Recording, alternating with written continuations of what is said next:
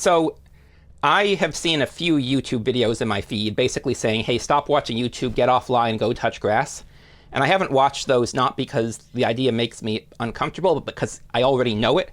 However, I did avoid reading this book for years after I got it because I knew it and the idea made me uncomfortable. As a millennial, mid-millennial, I was basically kind of raised on the internet. My father was an early adopter. I got my first personal computer at 14. And so I realized at a young age that like being online was simultaneously, as an autistic person, like it was where I could meet people I could connect to, but it was also often an anxiety-inducing experience in terms of a lot of things. And it got worse as the internet got worse, as it became more centralized around social media. And I also, because I grew up in a pre-internet era, at least it wasn't common, like I know what it's like to grow up in a world where you're not relying on internet and where you're going out, engaging in the physical world and touching grass. And I knew I needed to do that. But the thing is, it's hard to do when you're, either as a student or employee, like what you're doing is dependent on computers, right?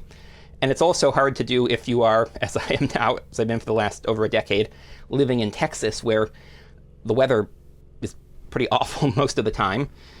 And so I was like, I don't know how to do it, and so I kept putting it off, and I was thinking this was going to be basically like a guilt trip about, hey, get offline, go touch grass, but it's actually like a good strategy guide that I tried to use a lot of the ideas in here.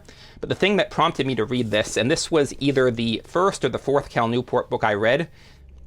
So I read 3 of his books on productivity, all really close together, and then this one I read either a little before or a little after them. But I read this book by Jonathan Haidt, and I mentioned in an older video that the reason I read this book is because YouTuber who I had kind of trusted basically slandered the book. She was reading from a review of the book that some of it seemed to fly against its own view of the book, and some of it was like, this doesn't sound like what I think he would be saying. And I was already sort of getting to the point that I'm like, if people sort of have, because I just read Taleb's Anti-Fragile, I think, and I was like, if people are having these kinds of unhinged reactions, right, or they're sort of, they don't really know why they are criticizing a book, just that they don't like it, that's probably worth reading. And people have criticized his solutions, and I'm skeptical of those too. But I think he was spot on with the problem, even for me as a millennial. And I think social media, big part of this. And so I finally ended up reading this book as a result of reading this. And then, as a result of reading Digital Minimalism, I started trying to employ strategies to be less online, but I was sort of hedging it a bit.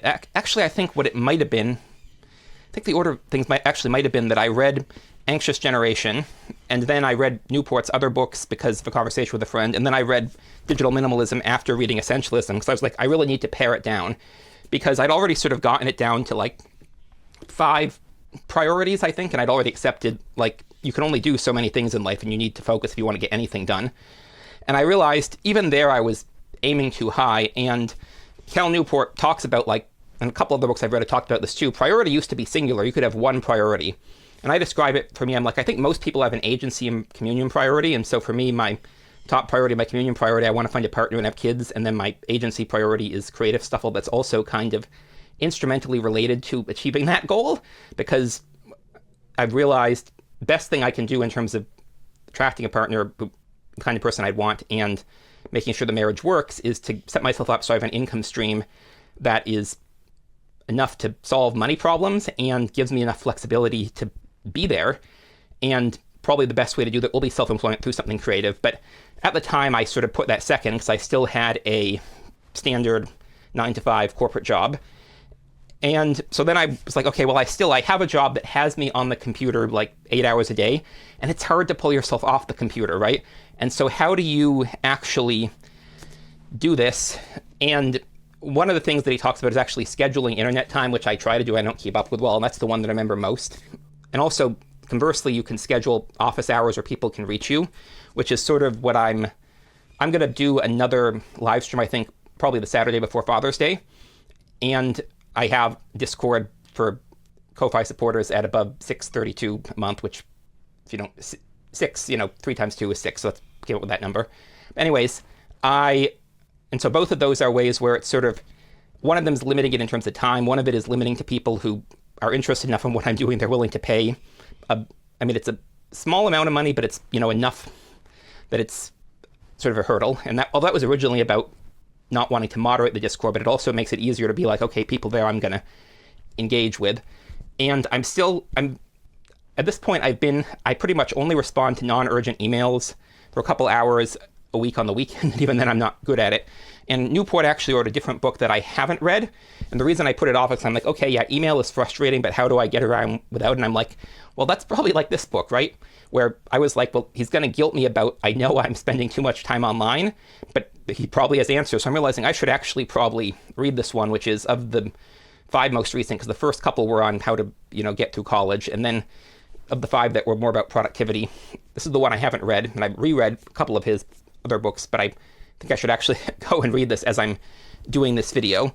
However, so I have been, like, I've known I need to try to be in the real world and touch grass. But once I started being productive about this channel, I started sort of slipping because I was both on this channel and also trying to do other things. I was like, I want to set up a book club. I'm trying to do the publisher. And all this was online. And then it became easy to slip into time wasting, like time sucks online.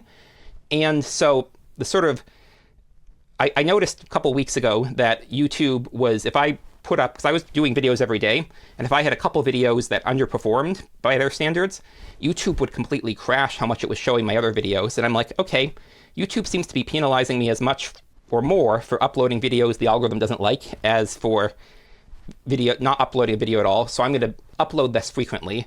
And then when I've been doing that, it's meant I'm not recording in batches anymore, because I'm trying to think, okay, what is the thing that I really want to talk about today? And I'm hoping that by doing this, I'm going to settle more on topics that they're of interest to me, might be of interest to the viewer, as opposed to more niche topics when I was doing videos every day. But that's also meant I've been able to have days where I've just been like, if I don't want to be on the computer, I can basically avoid being on the computer. And I've had days of just refocusing myself. And obviously I'm reading more on those days. And I realized I've actually been reading less since I started doing a video a day on this channel than I was before when I was full-time employed, because it's just easy to get sucked into trying to do this and that, and then, time sucks on the internet.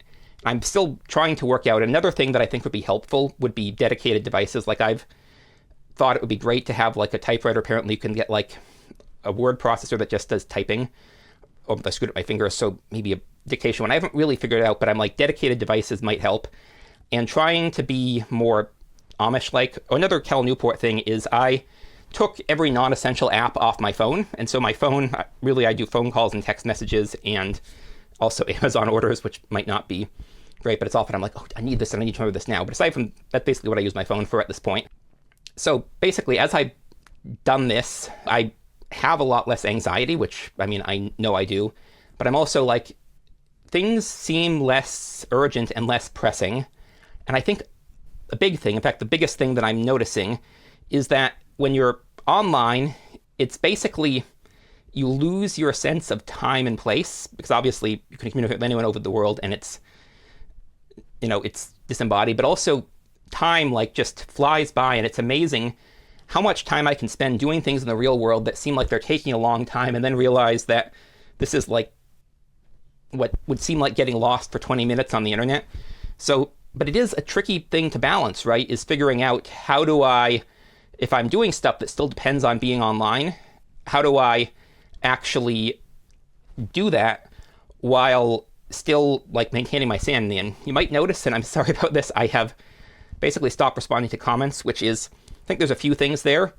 And part of it might be the way that YouTube handles comments, because I've been thinking about it as I've been offline, and most of my comments are positive, and a big chunk of the positive comments are really interesting and insightful, and I've had a great number of like great book recommendations from commentators.